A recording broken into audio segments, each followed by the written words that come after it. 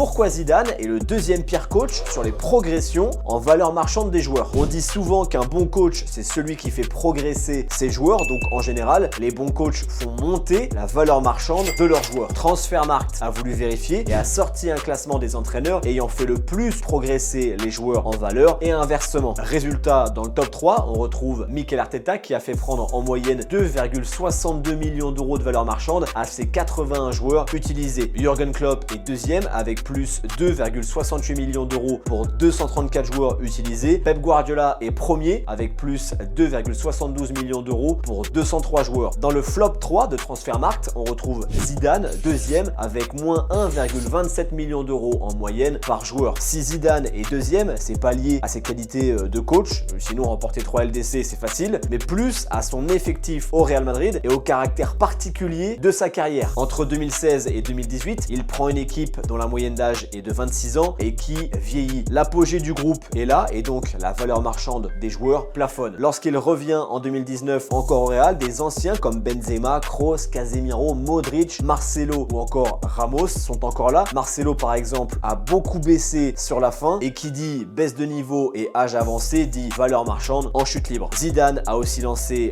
moins de jeunes qu'un Klopp ou un Arteta, donc forcément ça joue aussi. Compliqué de remettre en cause les qualités de Zidane avec ce classement. Pierre Sage est 11e par exemple et pareil, je pense pas qu'on puisse dire aujourd'hui que Pierre Sage est un mauvais coach.